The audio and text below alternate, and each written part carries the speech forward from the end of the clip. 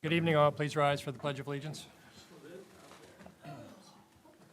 I pledge allegiance to the flag of the United States of America, and to the republic for which it stands, one nation, under God, indivisible, with liberty and justice for all.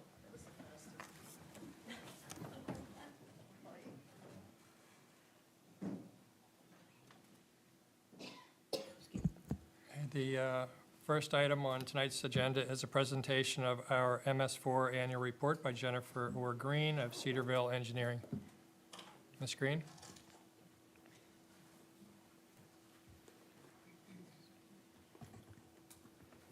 Good evening.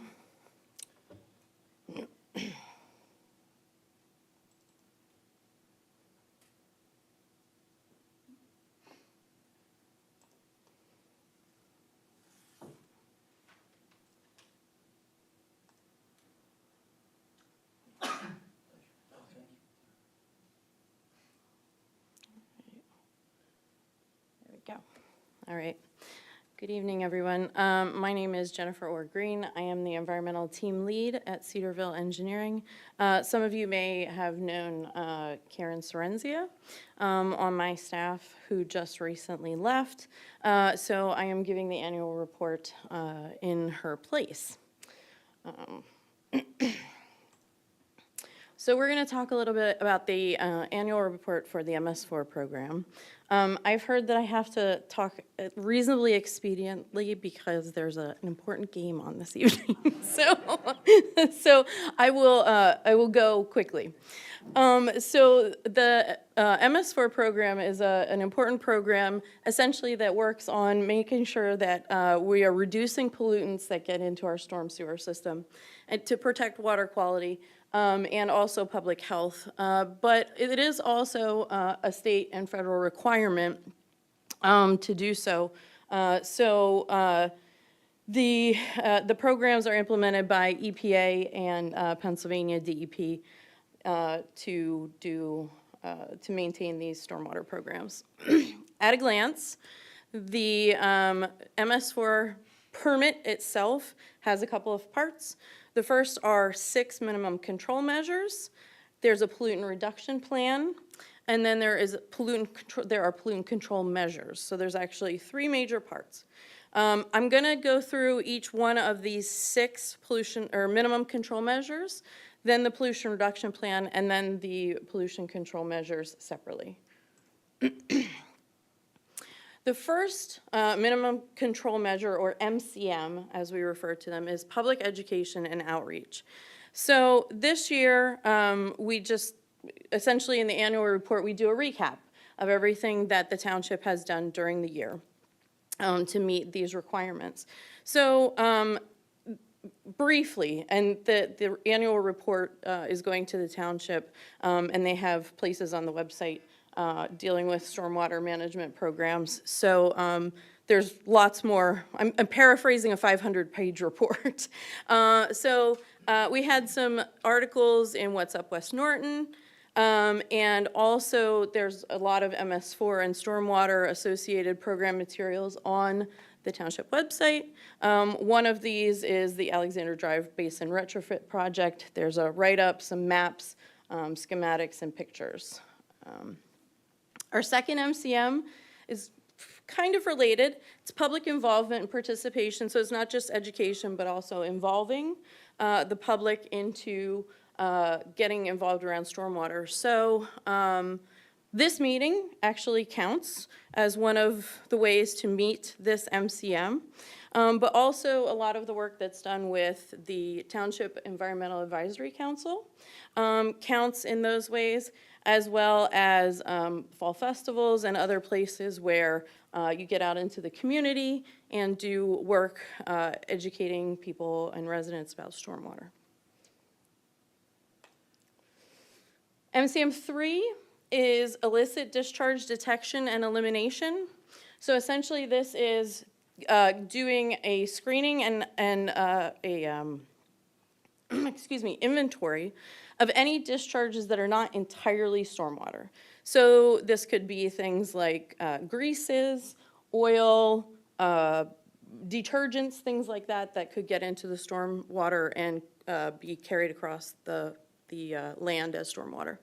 So this year, we screened 14 priority outfalls, or outfalls in priority areas. And a priority area is kind of like a hot spot. So it's places where we know there have historically been discharges of this kind, where there are high-risk activities, or places that are kind of older infrastructure. So 14 of these were screened, which was actually 100%. There was some updated GIS mapping done of the outfalls for the system, which was 90 of them. And there was continued tracking of any of these illicit discharges.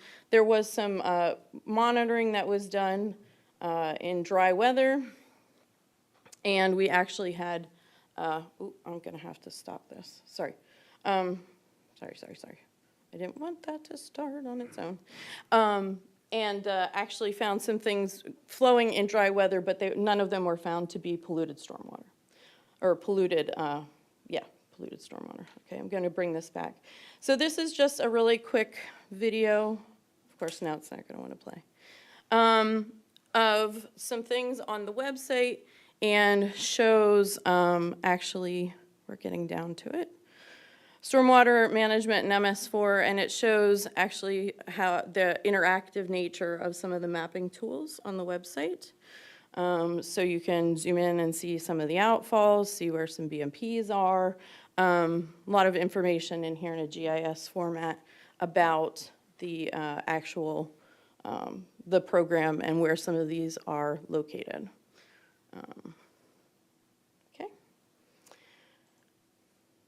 MCMs 4 and 5 are related to construction site runoff and post-construction stormwater management. So these are partially fulfilled by programs that the Pennsylvania DEP and the county conservation districts implement through some of their permits and planning activities. So essentially, as long as municipalities have an ordinance that incorporates these programs by reference and requires that any non-compliance with these programs be addressed, it essentially counts as part of their program, okay? So, however, in addition, I know that there were at least 10 E&S inspections of active construction sites this year, and we're going to talk more about post-construction in the next slide.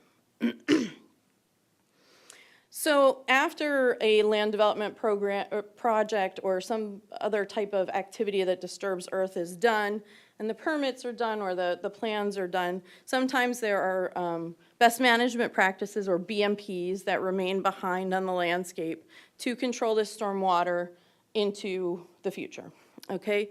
And these are post-construction stormwater BMPs. So as part of this MCM, there had to be an inventory of these structures, and then there are annual inspections. So this year, 31 BMPs were inspected, and this is just a 5-year accounting starting from 2019 through this year. And you can see that in essentially the number of BMPs with any sort of violations from initially starting out the program and coming down has really come down quite a bit and has remained pretty small over time. So that's really a good thing. There was continued BMP inspection and compliances, and we inspected, along with DEP, some pollutant reduction plan BMPs and identified just one issue that needed some maintenance. All right. The last MCM is pollution prevention and good housekeeping. Essentially, this is keeping clean water clean.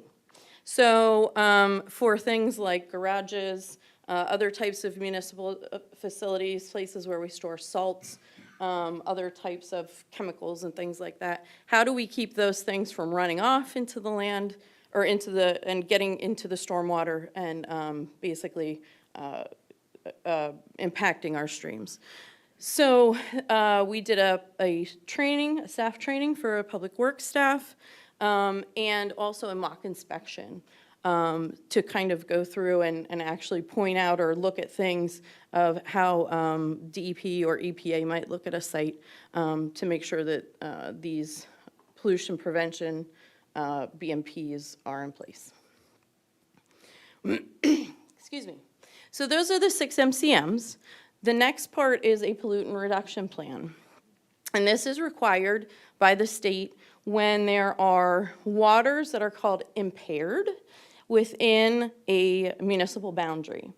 And so these waters that are considered impaired, essentially under the Clean Water Act, they're not fishable or swimmable, right? So essentially in a lot of these cases, the bug communities are not very good. Sometimes the fish communities are not really good. And that essentially tells us that the water quality and the health of the stream is not very good. And that's considered then impaired. So part of this permit has to address how to reduce, the pollutant in this case is sediment, okay? So the permit has to address how the township can achieve a 10% reduction in sediment delivered by stormwater to these streams. And we'll talk a little bit right after this on how that it was proposed to be done. But these projects, you can see there's a date of Halloween next year. Woo, spooky. That some of these have a deadline to be implemented. So quickly, there were a number of BMPs that were included in that PRP plan. Remember, each one of these has a specific number associated with it to get us to that 10% reduction, okay? So when these BMPs are put in, cumulatively, these ones I'm going to go over will get you to that 10% reduction, okay? So this one was funded by Growing Greener and completed in 2017. Jeffersonville Golf Club, Phase 1, 2020. Also Growing Greener and NIFWIF funding. DCED funding for Alexander Drive, Basin Retrofit in fall of 2020. Blue Dove, I know has had some repairs and over time in the last number of years and is still being looked at for its use in the PRP. And then Jefferson Golf Club Phase 2 or Centennial Park. There are 2 options there to get to that 10% reduction. The pollution control measures is the last piece of the permit. And this is for essentially part of the Schuylkill River that is impaired by PCBs. So PCBs are kind of legacy pollutants, sometimes from large industry and things like that. They bioaccumulate in fishes, and then they can actually kind of come up the food chain. And it's something that if you eat a lot of fish, just like mercury, can kind of bioaccumulate. So these are things that we, are not good. But in the case of PCBs, essentially what the permit says is, okay, you need to map your sewer shed. So a sewer shed is what is flowing to each of those outfall points, right? Each of those outfalls that we measured. What does that look like? What's your source inventory? What are the places within your municipal boundary that either do or have historically been sources of these type of chemicals, right?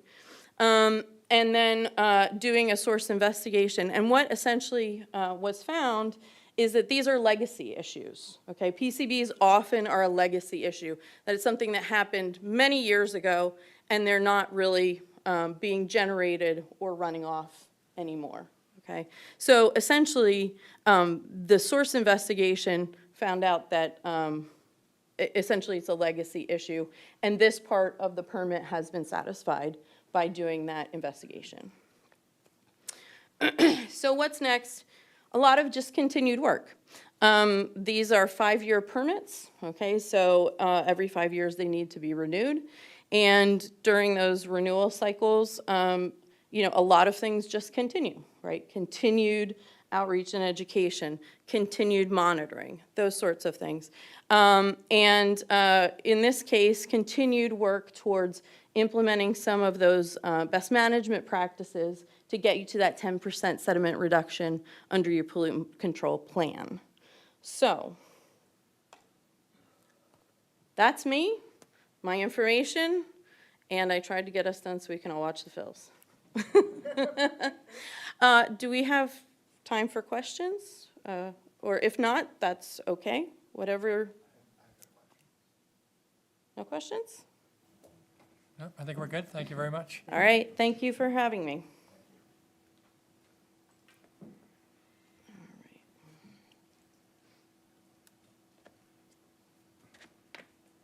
You can stay for the fun if you want, you know. Wait, are we gonna have baseball? No. Thank you. And the next item on tonight's agenda is a presentation by the EAC on Birdtown, Pennsylvania.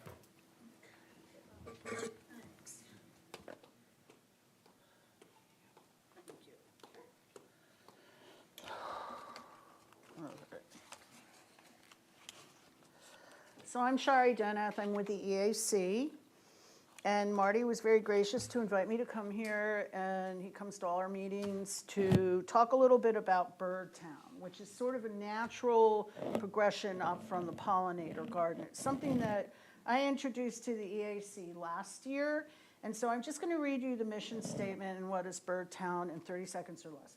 Birdtown, Pennsylvania works in partnership with local municipalities and like-minded organizations to promote community-based conservation actions to create a healthier, more sustainable environment for birds, wildlife, and people. What is the Birdtown, Pennsylvania program? Birdtown, Pennsylvania is an all-volunteer organization that provides a network and resources for leaders and residents to create healthier ecological spaces where they live, learn, and work. Everyone can become an effective steward by creating more sustainable habitat for wildlife and humans alike. So it's really basically just continuing the work that we've been done to try to keep our township healthy and hope that it spreads. And I know that Donna and Sue and Barb and Rick and I have been talking about it, and I put some thoughts down to is why I thought it might be important for our township. So one of the things that attracted me to the neighborhood I moved into with my former husband a bazillion years ago, Halford Track, was the diversity of trees and the different kinds of trees and the mature trees. Actually went to school and got my certificate in horticulture and landscape design. So that's, you know, it's sort of up my alley, so to speak. And we have a lot of trees that do support birds. But I think that it would be really important also when going forward, if we're going to plant any more trees, such as I came, what was it, a couple weeks, 3 weeks ago for the presentation by the township on all the different projects going forth, and it looked like one of them was to beautify Main Street and all the little stores that go up to Trooper Road. Would be a fabulous place to develop some sort of landscape to include some of these shrubs and trees that are native, just to continue to support habitat. It's also really important to put the right plant in the right place. That was kind of a theme when I was in school. When you went out to a residence home, you wanted to make sure you put the right plant in the right place, because most often that doesn't really happen. I think it's really, really cool. I went and I talked to, and I'm sorry, I cannot remember the name of the young guy who I talked to, who was the grounds manager at the golf course in Jeffersonville, and we had a fabulous conversation for a long period of time, all about how he's created a sustainable golf course, which I think is just really awesome. And why not continue and spread that good work around the entire community? The pollinator garden that we put in is a fabulous educational tool to help residents. I'd be happy to speak about the plants that are in there or other plants that are available. Why do we want to help birds? Well, first of all, I think it's really hard to find somebody who doesn't love birds, and it's the only wild species that you can interact with on a daily basis. You can feed them, you can see them, you can enjoy them. Kids love them. They eat up to 400 to 500 million insects a year in Pennsylvania alone. If we don't have habitat that supports this food, then the birds can't feed the babies, nobody thrives. There's a wonderful movie I will suggest quickly. I watched it. I'm with Valley Forge Audubon Advocacy, and we met last night. And I have some information that you can look at on your own from that meeting. Fabulous movie called The Central Park Effect. I don't know if anybody knows, but the Greenway in Central Park is a huge migratory stopping place for birds. And it supports them, and it just kind of shows the importance of birds. So what do we do to pass this? We do a resolution that we're committed, okay? I have all this information that you guys can keep, make copies of. And then after that's done, we do an application. Here's instructions on how to do it. Here's the application.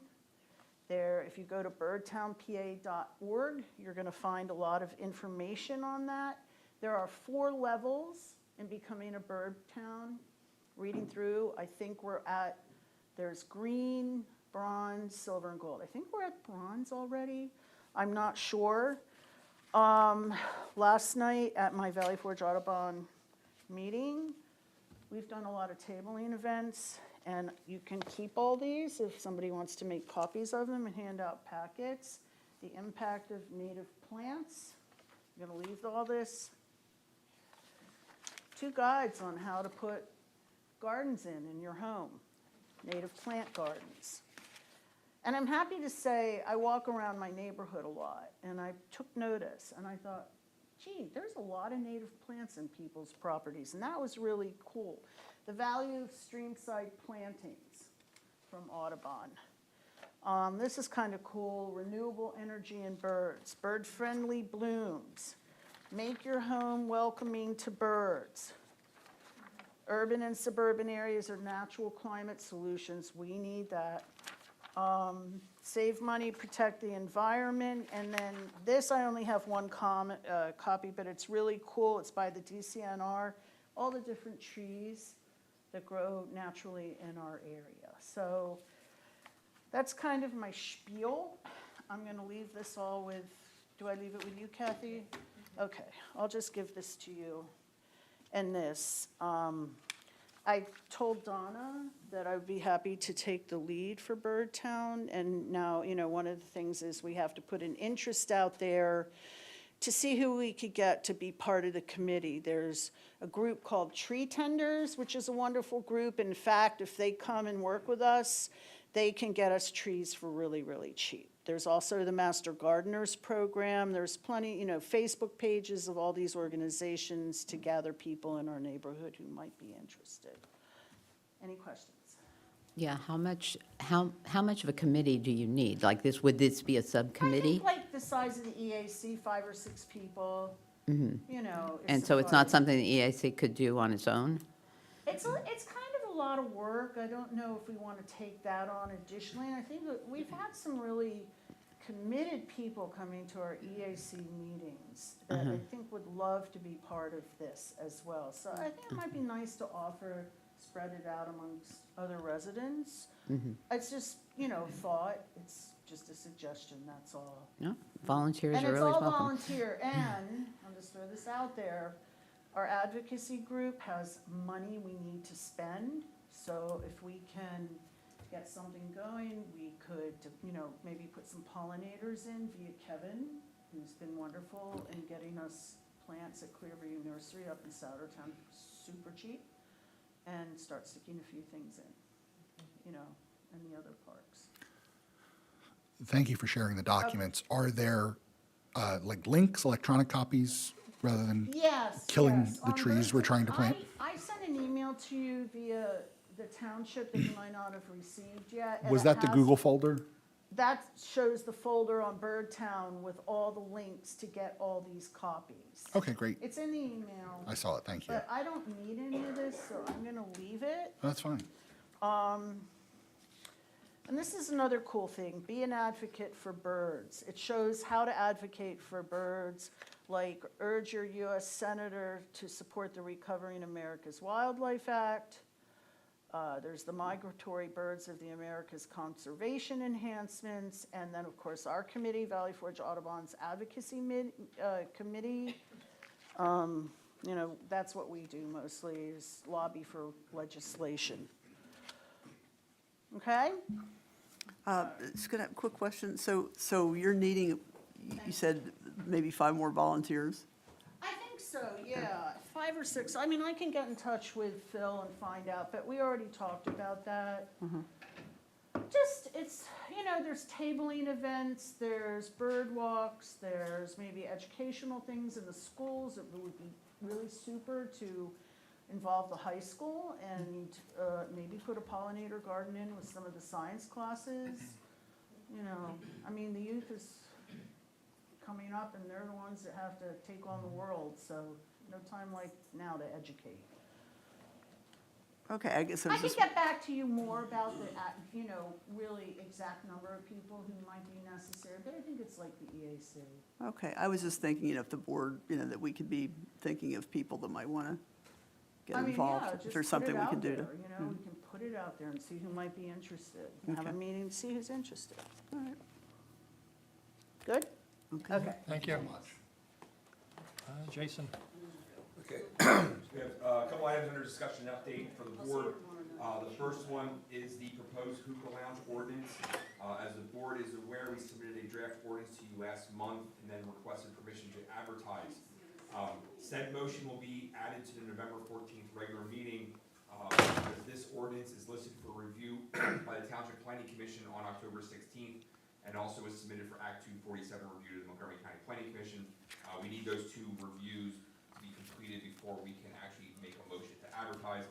So we're going to delay that motion for a month for them to perform their reviews and provide recommendations to the board at that point.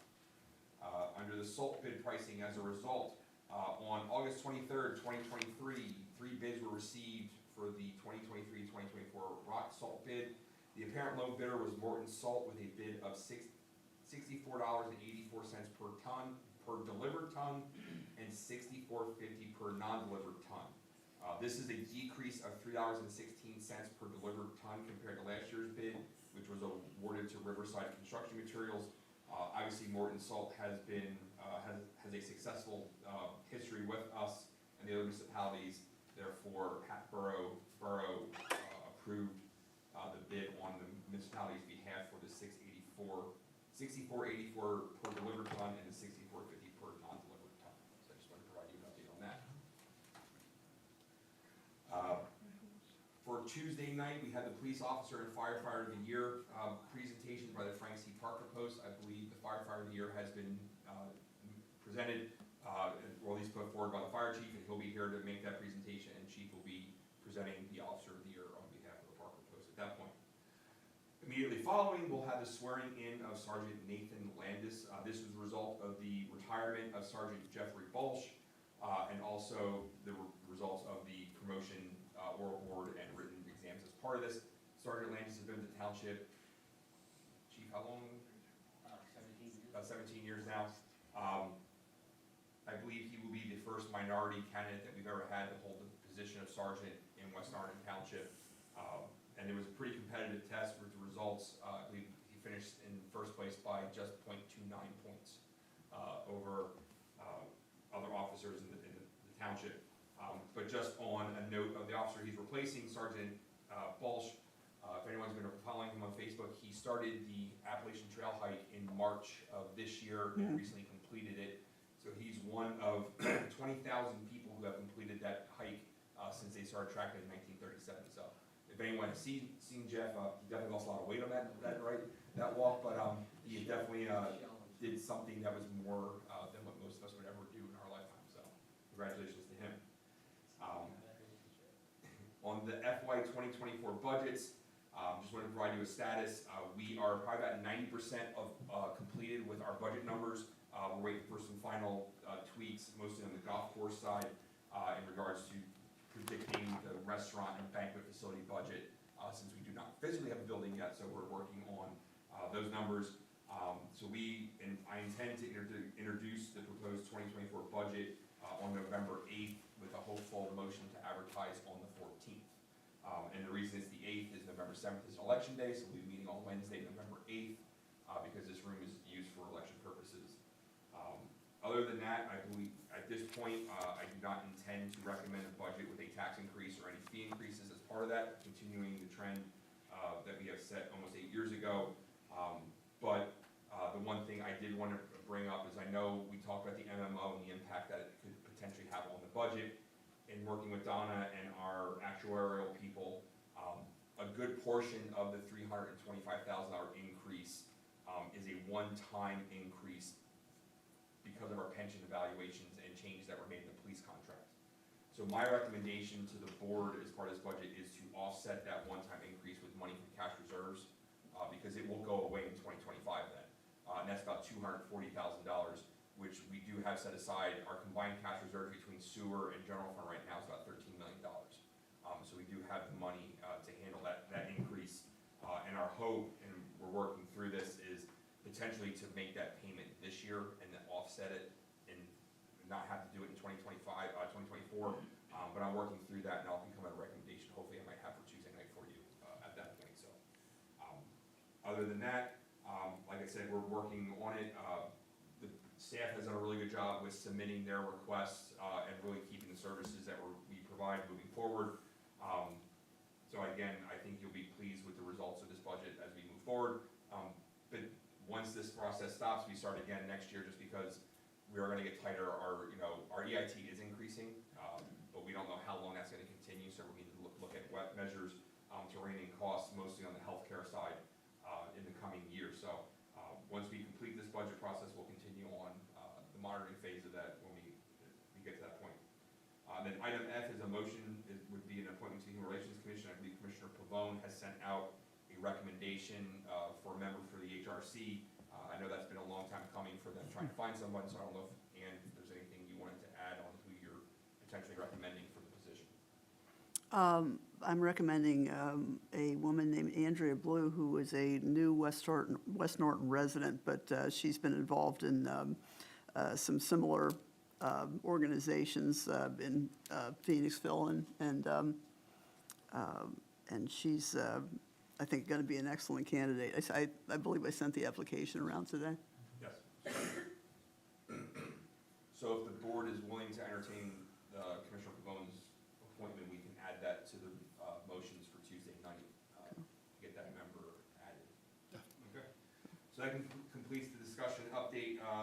Voting items for the next Tuesday's meeting, obviously, is the new motion to appoint Mrs. Blue to the Human Relations Commission for a term. Then there'll also be a consider adopting resolution number 23-1710, adopting initiatives to be recognized as a PA Audubon Council Birdtown. That is a resolution based upon the program that was just outlined by members of our EAC. If the board is so willing to do that, we can keep that listed. We just kind of kept it for housekeeping items at this point, but keep it, okay? Item B, this would be a motion to ratify West Norriton Township's letter of support for the Communities Investment Partnership, the CCIP grant application. This was an item that also came from the EAC, and the reason why it's a motion to ratify is that the deadline for this letter of support is October 6th, so we would submit it ahead of your voting meeting. But my basis from pulling the board on this item is there are 3 commissioners that do support this letter of commitment. And what it does is Enterprise Community Partners, Rewiring America, Local Initiative Support Corporations, United Way Worldwide, and Habitat for Humanity are partnering to form a coalition, the Clean Communities Investment Partnership, to submit an application for up to $14 billion in National Clean Investment Fund funding for affordable housing electrification. Their joint mission is to reduce friction by simplifying the process and experience of home electrification, aggregate consumer demand by creating market leverage and momentum, create financial solutions for every housing type and circumstances that will unlock economic and health benefits for everyone, and invest in equity by creating workforce development and wealth funding, building opportunities for the community, businesses, and members. This application is mostly focused on low-income sections of the communities that they're supporting. In the support letter, I will be identifying a portion of what we believe would be the township residents that would benefit from such a program. But it also gives us a seat at the table that if they are successful in achieving this grant, that we will have, a saying how the money is divvied out to make sure communities like West Norriton are represented. It is not binding by any step of the means, it's just a letter of support at this point, and I believe it's the EAC's recommendation to do this, and based upon the polling from the board, I will submit that letter by October 6th, and that will be ratified formally on Tuesday night. Any questions? Okay. Item C would be to consider adopting resolution 23-1711, authorizing the execution of the cable franchise agreement between the township and Comcast of southeastern Pennsylvania. This item, the reason why it's being added now, and this is strictly my fault, we formally adopted the ordinance approving the Comcast agreement, but we never done the formal resolution adopting it also, which will allow us to sign the agreement that was attached to this. This is just a housekeeping item that we formally adopted this. Nothing has really changed on our franchise agreement other than the oversight of outages and things like that. We're already at the cap of 5%, which is allowed by law. So there's really not much that was changed, and we partnered with the Cohen Law Group who negotiated this agreement on behalf of 20 other municipalities in Montgomery County. So again, this is just a formality just to get the formal document signed by both parties. So, and that concludes the agenda items. And that's on Commissioner. First off, I'd like to just say awesome job, everyone, on the newsletter, all the contributors, and thank you, Parks and Recs, for kind of being the lead on this, and Jason. I think this is just awesome, and moving forward, I think it's great to get back to having a hard copy of what's happening in the township. And So I believe the next one is slated for January, so we'll start compiling documents and information for the next one. So. okay, great. And also on September 18th, in this room, we had the open house for the Planning Commission for the comprehensive plan. I think there was a sign-up sheet that had got 40-plus emails and information, but it was a packed house. It was a great turnout and a really successful event. And it was, I'd like to congratulate the Planning Commission because they really did a great job, especially talking with people who came in. It was great. The Parks and Rec Department, the Parks and Rec Committee met in September, continued to plan the Fall Festival, and they will be meeting again on October 11th. Your turn. Yeah, I just want to make a comment, too, about the newsletter. I received a lot of really good feedback, uniformly good feedback from the residents that, that they were really delighted to have all that information available. So I think that, I'm all in favor of publishing that as often as we can manage. I think that was part of the reason that the planning open house did so well. The HRC is, they will be participating in the Fall Festival, and they have some activities for the kids, tattoos and things like that, so that should be a good addition to the Fall Festival. And that's all I have. The EAC will also be at the Fall Festival, and I just think it's important to highlight that a couple of things that we've talked about up here between the Planning Commission, the EAC, these are folks that live here in our township that volunteer, that are bringing these things to the fore, that are helping plan the next stages for what our township holds. So, you don't have to sit up here to have an influence. These folks are volunteers and give of their time and effort, and I'm really grateful for them because they bring a lot of things to light that are going to help everybody. All right, thank you, commissioners. Open up the floor for public comment. Anyone out there would like to have a public comment this evening? No? Okay. No, I'm just looking at you guys. I'll get a motion to close public comment. So moved. In a second? Second. All in favor? Aye. Comment is closed. Okay, there's no new business for this meeting. Meeting dates, the EAC will meet tomorrow night on October 4th at 7 p.m. in this room. Recreation Committee meets October 11th at 7 p.m. The Planning Commission will meet October 16th at 7 p.m. Arts and Cultural Commission will meet October 18th at 6:30. The Zoning Hearing Board does have a hearing for this month, so it will be October 19th at 7 p.m. in this room, which is actually a Thursday, I believe. So that's a change from their date, so we will re-advertise that. I believe that's the only time they can get a quorum of the board. And what's that about? Do you know? Alan, And what's, Grading at Barbados Island. for what purpose? Or can you talk about it tonight, or, I mean, just get some info? well, I don't think, we don't know what the grading is. Yeah, okay. yeah, their application is very vague. If anything, we'll send staff to listen to what they're saying. I believe it's probably in line with what they requested in getting that island changed from floodway to floodplain, which would make it easier for development. We don't know if they're gonna develop it because they were very vague in their application. But at this point, I would encourage any of the commissioners to attend so you can hear what they're gonna say, Right, so. yeah, good idea. It's regarding the fill or the low mar. They got approved by FEMA for the low mar, so now they can go to the next step and start bringing the fill. What's Lomar? It's taken a portion of the island out of the floodway. And what they're doing, I mean, they have a major study, they did a lot of different. Yeah, Gannett Fleming came before the board probably about 2 years ago on this, at the request of Audubon Land Development, who is Barbados 83 LLC that owns it.